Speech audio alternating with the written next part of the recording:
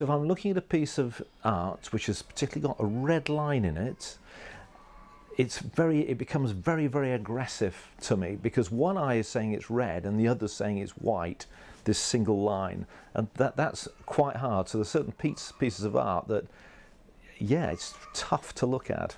The first time I realised that there was an issue, I was actually on holiday in France, and it was actually particularly sunny that day, and I don't know why, but I just suddenly noticed black dots in my vision and swirls, which I believe is a classic symptom, and I thought that's a bit strange. I was diagnosed with birdshot in 2001 in September. The work I was doing was embroidery, working from home to commissions. Over the period of coming up for 15 years now, it is colour differentiation, needle-eye coordination isn't as good, but I'm using 40-odd years of technique so I can still thread needles with ease. When I was first diagnosed, I was obviously quite concerned about it, and it was just a case of me trying to find out more and deciding what could be a good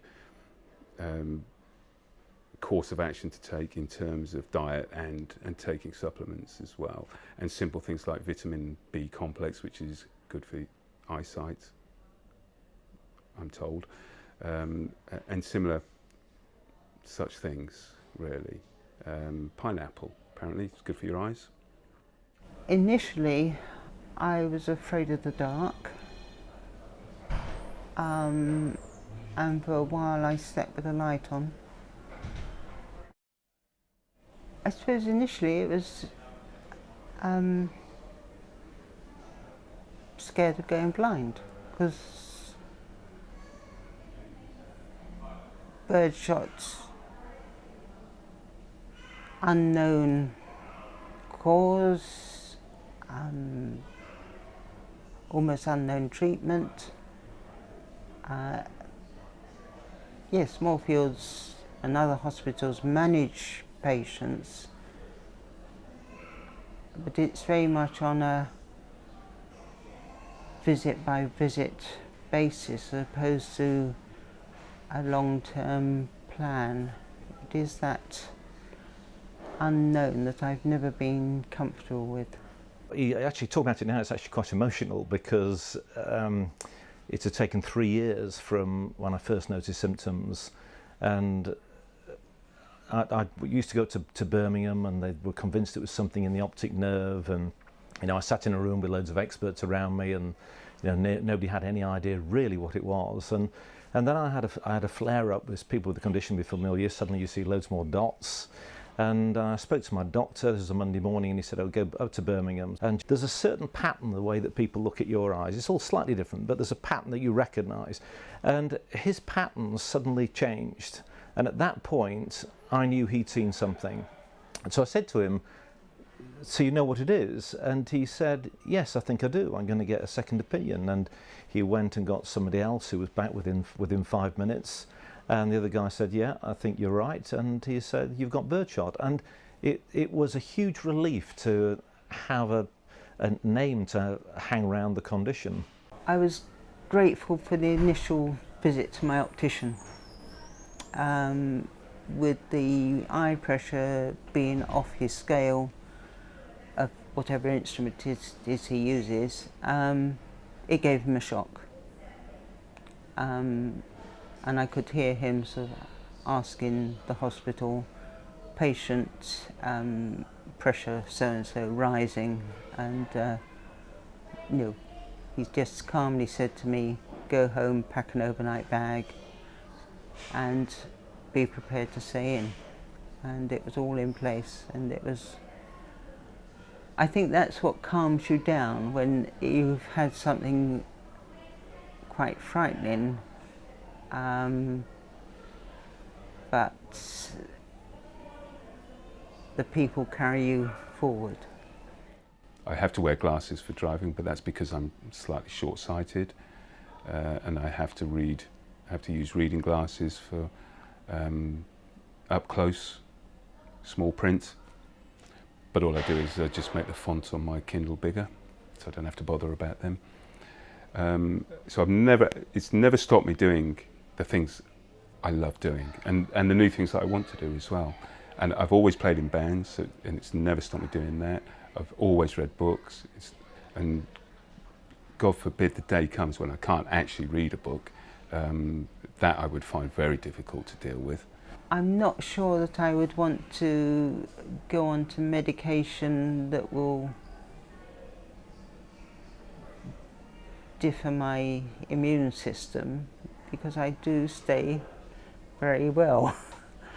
And with the amount of travelling I do, that's important to me.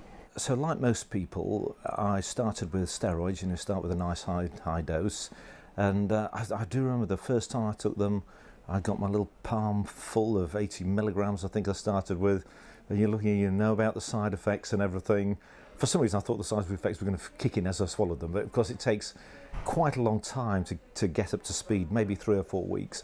And in that time, the condition is, I was driving back from a meeting at night, and the road, I could see what I couldn't see before, so I knew they were working.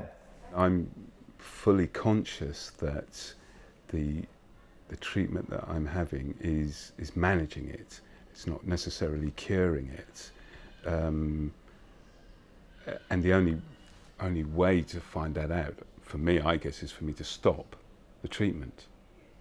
But I don't want to do that, because I don't want to then risk what could be, a stronger resurgence of the condition.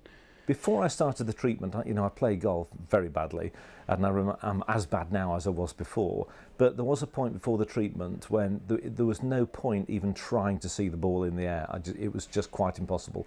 So I'd have to rely on my playing partner saying, because it was never down the middle, saying it's gone to the left or it's gone to the right. And then, I'm looking, and I'm just looking at the grass, waiting to see can I see it bounce? And now I can see the ball. It's still not straight, but I can tend to see the ball in the air. The support through the Birdshot group, that was fantastic for me. I was able to speak to people who got it, and then attend and meet people who got it. That was really good. For me, some of the technical stuff about will there be a cure? How's this happened? If I win the lottery, I'm not saying how have I selected the right, the correct numbers. I'm the same, if I've got Birdshot, I'm not saying, well, why is it me who's got it? This is a terrible thing to happen. I'm more the other way around. Well, why shouldn't I get it? What I would suggest or recommend is that patients give what time they can for whatever research needs to be done. That's it. Nobody knows how this autoimmune stuff really affects people and when it's going to come back. And there are all sorts of autoimmune diseases, and they just pop back at a moment's notice after years. And will mine come back? I don't know. I hope not, but it may do.